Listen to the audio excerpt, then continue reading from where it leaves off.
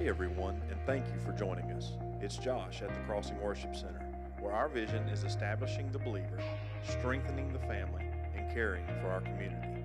You are about to listen to a message from our pastor, McFatter. Remember to click subscribe so you can be the first to know when we release new content. So these men, they could find no occasion or fault against him, for as much as he was faithful, neither was there any error or fault found in him. Daniel did a good job, and he did it right. Then said these men, we shall not find any occasion against this Daniel, except we find it against him concerning the law of his God. That's important because, see, what they're saying is that whether he's a governor or a president or a prince over any kind of province or not, they had already learned that Daniel was not going to give away what he believed in God. So see, they had already learned this, but they're plotting now to take this young man down. And so they come together, and they said, we'll assemble together to the king. We're going to the king. And thus said unto him, King Darius, live forever. And all the presidents of the kingdom, the governors, the princesses, the counselors, that word all is important in Scripture. These men said, all the presidents of the kingdom, the governors and the princesses, the counselors, the good gracious, the consultants together, we consulted together to establish a royal statute, to make a firm decree that whosoever shall not ask of a petition of any god or man for 30 days. Okay? We want you, king, to make a petition that nobody can make any kind of connection with a god or a man for 30 days unless they come to you, Darius. It's important you see that. At comma, those two commas. Save thee, O king. If he does, we want you to make the decree that he shall be cast into the lion's den. And this is how we know that Daniel ended up in the lion's den. So now, O king, establish that decree and sign it as a writing that it may be changed according to the law of the Medes and the Persians. You would know Nebuchadnezzar and his kingdom, these were Persians. But the Medes had come to a place where, back years ago, they had come to a place where they had made a pact with the Persians that, let's function together rather than fighting each other. So there was two different places of people here functioning, and Darius, this king, was a Mede. He was a Mede. He was of that Mede. That's important because I'm going to talk to you about the insecurities.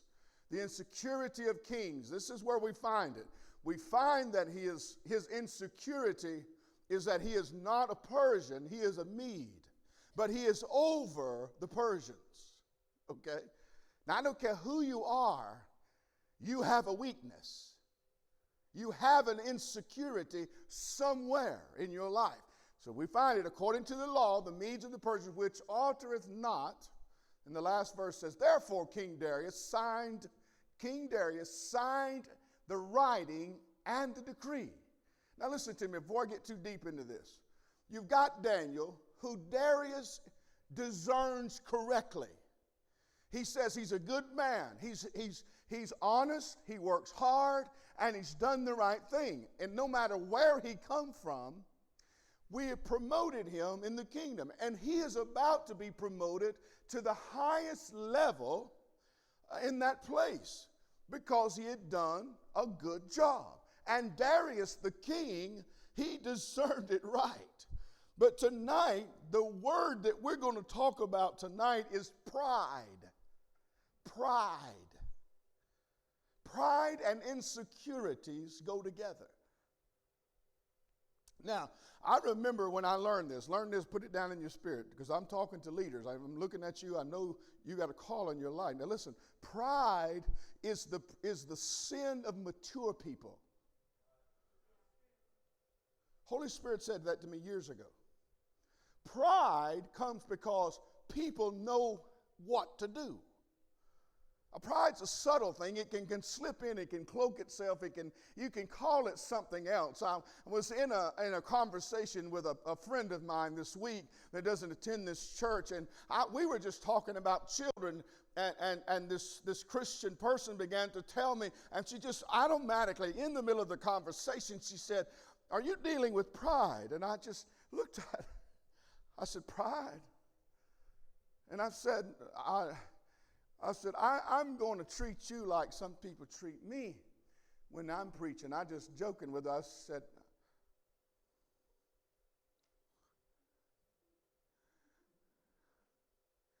she's a friend of mine. She just looked across the desk. I just acted like I was asleep. I said, "Now I didn't come here to talk. We're talking about kids and grandkids. We're not talking about me. I didn't come talk about me." But see, what I realize is that somehow, some way, when you have people in your life that can trust them, when they look into what they see what they see. When you listen to me, the reason you have the caution of pride is because you have learned to fight to have what God has for you. You see, I didn't get here by being promoted by men. No, I started out being saved at an old-fashioned altar on a dusty sawdust floor, not knowing anything about leadership. I didn't know anything about preaching or pastoring or teaching. I just determined in my life that if I got saved, I owed God my life. And I began to have people in my life that invested in me. But once I fought and overcame something, I believed at that point in time that possession was now mine. It wasn't easy to speak the first time. It wasn't easy to stand and be asked to give a testimony. You know, some people look up here and say, "Well, Pastor, you can do that." Well, my point is that the first time I got asked, I just froze. I remember one time being in church service, and my wife, she may remember this, and the minister took the pulpit and said, this was like Wednesday, and he said, "Just real quick, who can give me something that you learned last Wednesday night?" He just looked across the congregation. I just remember thinking, in the name of Jesus, I pray, God, you bring it, because I just knew. I thought, my God, if he calls on me. I just froze. I said, "Oh, Lord." Lo and behold, Mike, what did you learn? God had, and you find yourself, and why do you appreciate God? Because of these moments. Yeah, when nobody else could help me, Jesus, give me a thought. And we've been talking about the tabernacle and the temple, and I remember, Brother David, the laver was out front where you come in and you washed your hands. I said, it come to my mind, I stood up and I said, "Yes, I remember you speaking about the laver last week, and how that when we come in to the tabernacle that we had an opportunity to wash at the laver, and the laver was made out of gold where it reflected back your." I sat down, got in my truck to go home. I said, "Where did that come from?"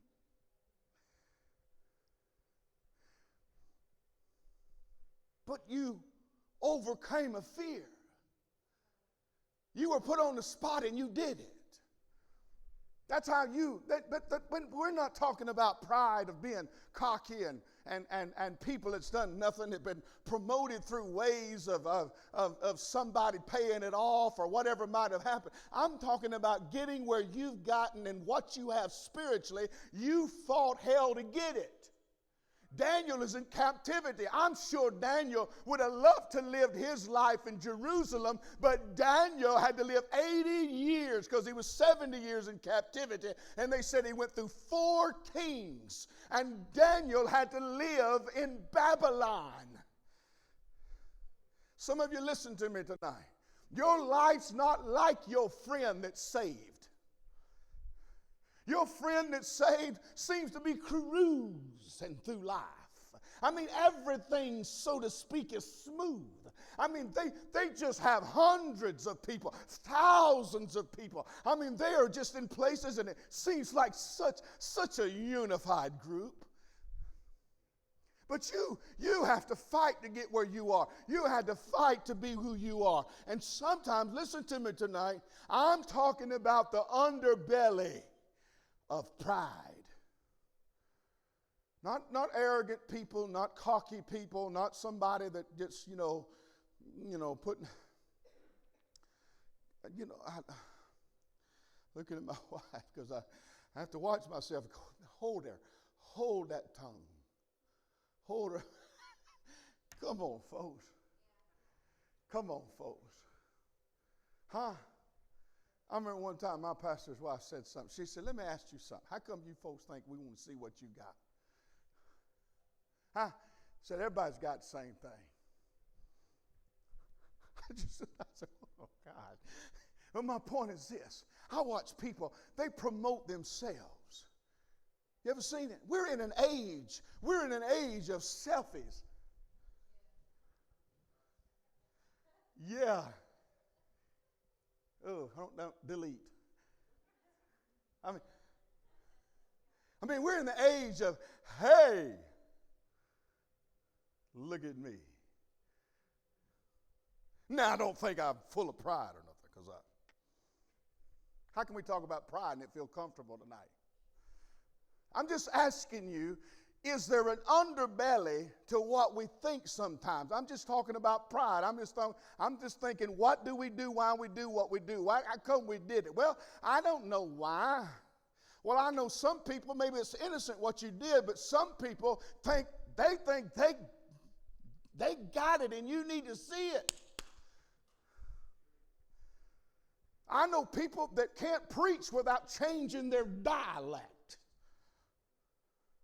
I know people that come to a place where in their mind they think they're doing something, but they totally changed who they are. They're not even the same person. I'm talking about the underbelly, the hidden, the covered. Underneath the armor, you got on the whole armor of God, you got on the breastplate of righteousness. Let me tell you where pride exists. Pride's not out here hitting your fiery dart. Pride is underneath the breastplate of your righteousness. It's when you begin to believe and exalt yourself in your mind. Let me tell you something. Hell will help you to exalt yourself. I'm talking about what's under the breastplate. That's where it hides. Not out here where everybody can see it. Pride, that's easy to see when you've seen a proud man. I remember when God told me years and years ago, he said, you deal with pride. You're dealing with pride. You got pride in your life. I said, no, I don't. He said, see? I just thought I dealt with it. He said, no, you have pride. You're dealing with pride. So I don't have pride. I said, yeah, you do, see? I tell you something, you say no. Because you feel like you got it together. I'm talking about, but listen, I was in church. I was faithful. I was trying to do what was right. I was visiting the altars. I was trying to do what was right. I didn't know that sometimes that thing could turn into pride. I didn't realize that sometimes circumstances and pride is the sin of the mature. Those who have come up through the victories. You have to be careful about pride. I'm talking about people that are victorious. I'm overcomers tonight. You see, verse number 7 says, what happens is, and these men said, we shall not find any occasion against this Daniel. Those of you here tonight, many of you have impeccable reputations. You would never do anything to violate God in your relationship.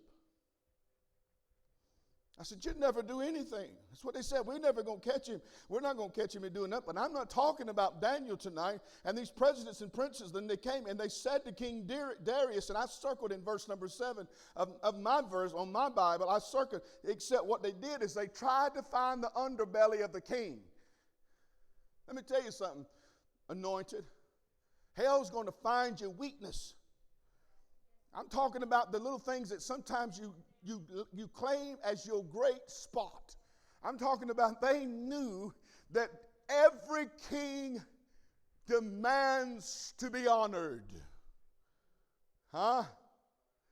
Every person, I suggest in the morning that if you run into your supervisor, that you honor him. And when you dishonor him, you will find out that there's an issue there. See, they knew the only way for us to get at Daniel is to find Darius's insecurity. Think about it. The only way for the enemy to find a place is to find that place which he is insecure about. What are you insecure about? Some of you have insecurities that you don't want to talk about. You would never tell anyone. Huh?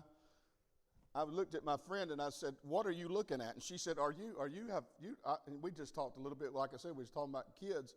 But I just said, I don't know. But when she began to talk to me a little further, I realized that the sensitivity of the issue is that I did have an insecurity. It was a nasty little trick that these men were doing. It was a nasty little trick. You know what they did? They set the king up to believe that when Daniel, who just acted normal, now he's already promoted Daniel for being who he was, but he couldn't now because the little whisper in the ear of a man that has fought to get where he's at, he's a Mede, he's not a Persian. Nobody's blessed him. He got there out of who he worked hard to get there. And so now somebody walked in and said to him, now listen, anybody that doesn't honor you, save you, O king. Well, he already knew that about Daniel. Daniel's been doing this for years. That's how he got where he has a good spirit, a right attitude. He had been praying 3 times a day. Daniel just went back to doing exactly what Daniel had always done. But now it's a problem. Listen to me, leader. The enemy is going to try to separate you from your brothers and sisters out of nothing more than an insecurity in your mind that somehow they now don't think as highly of you as they used to. You say, I don't have no pride. I don't have any insecurities. It was a nasty little trick. Once you get good or accomplished, your pride is going to cause you to defend your position. Now, your position may be something in the public, or your position may be that of a person. Some of you have pride about what you work to become. Pastor, I mean, if somebody said that you were a little bit shady, if somebody said, that guy's a good guy, but if you know that, he's a little crooked in some ways. There's some of you who get up in the morning to make sure that you present an honest person to everybody. But I'm going to tell you something. The minute somebody doesn't believe that about you, that you believe should believe that about you, you're going to find out that you have an insecurity. And before long, Darius is now looking at Daniel in a way he never looked at him before. Because of Darius's pride. Not Daniel. Daniel just did what he always did. You ever had somebody upset with you because of something somebody else said about you? Not what you did, it's what somebody else said. Anybody in the house, you worked hard, you got what you got, you've been where you get, and then somebody comes along and says, that guy, he got there by just stepping on the backs of others. You see, Darius had trusted in Daniel, but the others started talking and ended up lying about Daniel to Darius the king. Verse number 18 tells us, listen to me, you will do things that you would not do if you do not understand that the insecurities in our lives can make you do things you will regret. You will hurt people you do not want to hurt. You with me tonight? Come on now. I mean, people in my life, I think to myself, I just want to be able to, I've worked hard to be a good husband, worked hard to be a good daddy. I work hard to be a good pastor. I work hard to be a good friend. And then somebody says, he don't work very hard to do what he does. And I can feel it a little bit.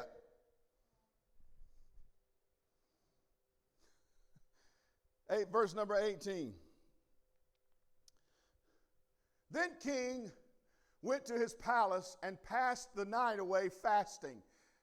Because Daniel had gone and done what he did, and they found out about it, but he let them deceive him into making some decree that now, because he's now got to do something to Daniel, a man he trusted, because Daniel just did what he always did, but now Daniel's been turned against King Darius by somebody else that simply didn't want Daniel to be promoted. And they found some way to find an insecurity in a pride place in a man called Darius. And now Darius wrote a decree, and Daniel has to be thrown in the lion's den. But look what happens. This is the beauty of what can happen when you realize it. He said he passed the night away fasting. Neither was there instruments of music brought before him. His sleep went from him. He's pacing all night. He's had to put Daniel in the pit because he let somebody cause him to believe that they didn't come to him. So he said, everybody's coming to me. He writes that little decree and signed it and give it to them men. Daniel went about doing what he did, and one of his best friends, he's now having to put him in a lion's den, and now he's pacing all night about to regress. Have you ever had to say something to somebody because somebody else put something in your mind about somebody, and now you have regrets, and you just, I said it, I didn't mean it, I let somebody talk me into it. They didn't even mean what they said. So the king rose early in the morning, didn't sleep all night, went in haste into the lion's den, of the den of lions. And when he came to the den, he cried with a lamentable voice, said, "Hey, Daniel, please be alive." You tell you now. Come on now. You have to walk a little place. This one right here may require some gray hairs. I've had places where my position give me authority, and if I wasn't careful, I had put undue responsibilities and pressures on people. And I've been under that pressure. I've spent a night in the lion's den over someone's insecurities. Come on now. I said, I've spent a night in the lion's den, not because of something I did, but because of another man's insecurities. But this is where the power of God, he said, "Oh, Daniel, are you still alive?" And "No, Daniel." And this king said to Daniel, "Daniel, the servant of the living God, is thy God whom thou servest continually able to deliver from this lion?" I pray to God you're still alive, but nobody else has ever come out of that lion's den alive. I said, nobody's ever come out of this alive, but God can take care of you in the midst of it. That pride sometimes gets you in a mess. Then said Daniel unto the king, "Live forever, O king." Verse 22. "My God has sent his angels and shut the lion's mouth. They have not hurt me, for as much as before him innocency was found in me." Oh, Brother Clendenin said, people going to talk to you. Your job is to make sure they ain't telling the truth. I love it. He said, they're going to talk about you. Your job is to make sure it's not true. If it's true, it's true. You messed it up, clean it up. But there's sometimes you have to endure being innocence found, and also before thee, O king, I have done no hurt. Listen to me, Darius. They lied to you. Darius, they lied to you. But because Darius was a Mede, I believe he always had a little bit of an insecurity of a king. He really didn't believe somehow he was really in there with them good. What is your insecurity? Some of you have friends you're hard to be a friend with because of your insecurities. I said, some of you, you have a hard time with your spouse because of your insecurities.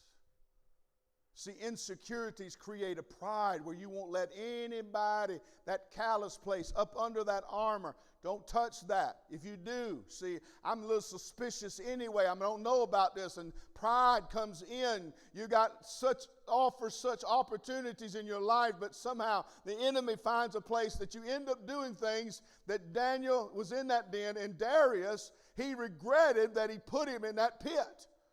At least, listen to me, at least Darius come to his senses. I circled this about 500 times. Your pride will cause you to doubt those who love you the most.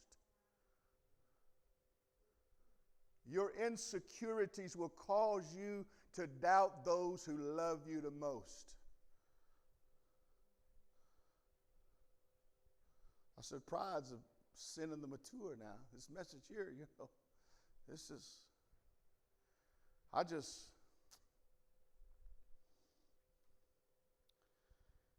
you see, Daniel had to figure it out.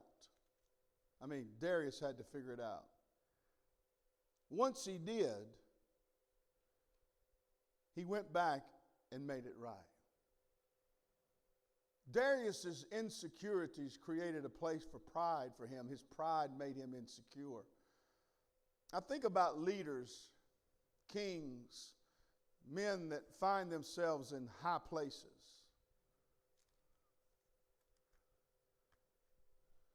I remember one time, listen to me, there was a pastor of a church. This pastor had an excellent associate. Man, this guy he could play and sing. That eliminates me. You thought it was me, didn't you? This man had an excellent associate. And one of his jobs was to clean the church, because that's just what we do. I think it's a good place to start cleaning toilets, and vacuuming churches is a good spot for young ministers. Amen? I believe that. So he had to vacuum, and didn't have this kind of carpet. They had a little shag carpet, and the pastor would make him vacuum that carpet one way so it didn't look like it had streaks. Because if he went this way and went that way, it would look like it was off, and the pastor didn't want it that way.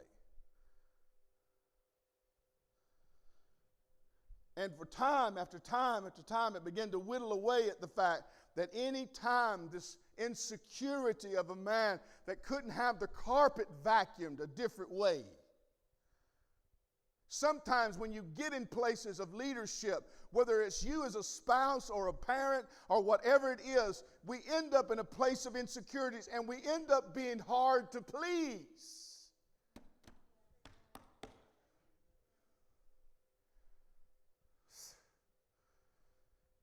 Folks, I don't know who's going to listen to this when we put it on the internet. I just want you to know that every person has insecurities. Every person has something we don't want to talk about or show you.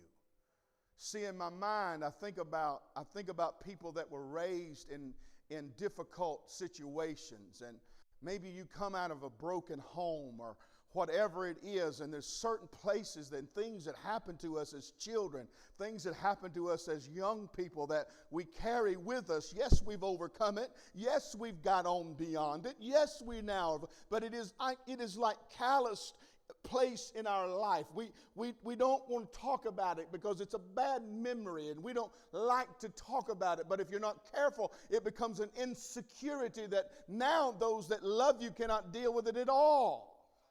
You see, I have in my hand, I was showing Sister Erin this morning, I said, I'll preach a part of the message to you, so you won't have to come tonight, so I'm glad you're here. But it's a little place in the palm of my hand that you can see it as a little dark spot. When I was in the first grade, I fell on a pencil, and do you have pencils anymore?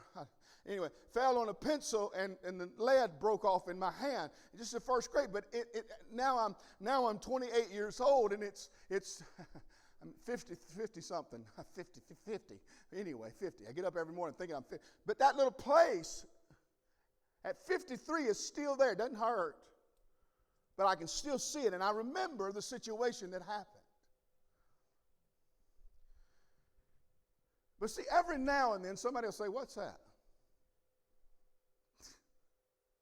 What's what? You see, what happened was, I have a few things that I don't want to talk about. And my friend saw one of them and brought it up.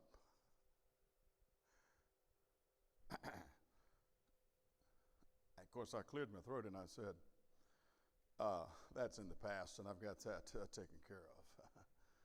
She said, "I don't think so." She said, "Have you forgiven the person that did that?" "Of course." "Well, then why is it you can't honor them?"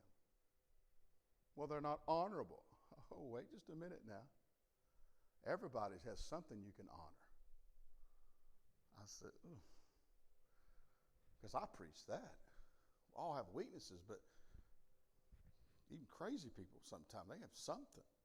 I mean, we're all been created by God and nothing else. We all been created in the image of God. But I'm just finding out, what is it this evening God wants to talk to you about? What is it? Just take your armor off, soldier, a minute. Just take your armor off a second. I know they're preaching 1,000 messages tonight. I put on the whole armor of God. I mean the helmet of salvation. You got to never take off your... Yeah, take it off just a minute, okay? I don't want to take it off. I've worked hard to get it on.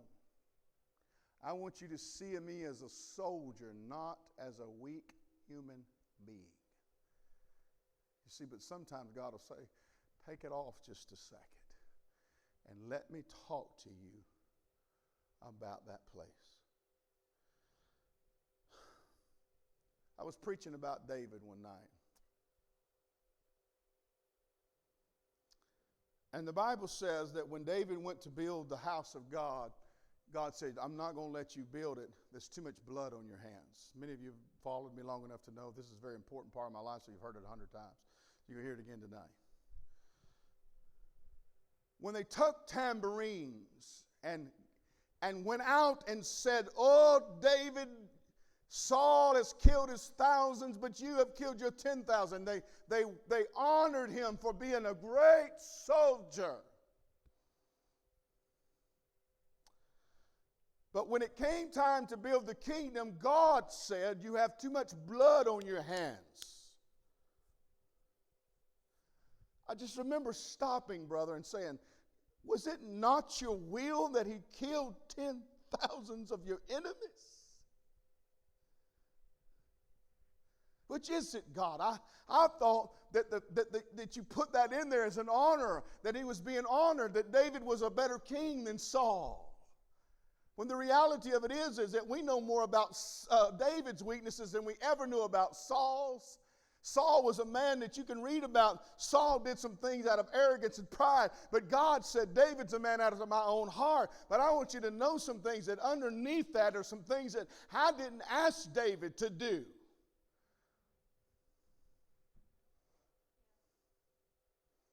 I said one time, I said, "Some of you don't like being called a sheep. You want me to call you a soldier. You fought hard to get where you are. You fought hard. You come through hell and high water. When somebody else quit, you went on. You done well, and you sit there tonight, and you have your armor on. But I want to tell you something. It's hard to hug a man that's got on a shield, a helmet, loins girded about, and a sword in your hand. It's hard to hug you. Take your shield and your sword and put it down a second so we can hug you.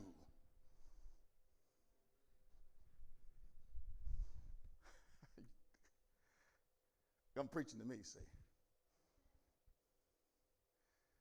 Because as pastors and leaders, we can't be vulnerable. We got to have ours together. You mean your pastor has pride in his life? You didn't expect me to come tell you I was preaching about me, did you? Sometimes I have to take off my armor. To be the man I want to be in your life, I want you to know something. I have some insecurities, and sometimes I may act ways because I'm trying to defend them. I don't like it. I don't like the underbelly of who I am. People sometimes, what is it somebody can't say to you? What is it that you're offended about? Once again, thank you for listening. Join us on Sundays at 10 a.m. and 6 p.m. For more information, please visit our Facebook page by clicking the link below.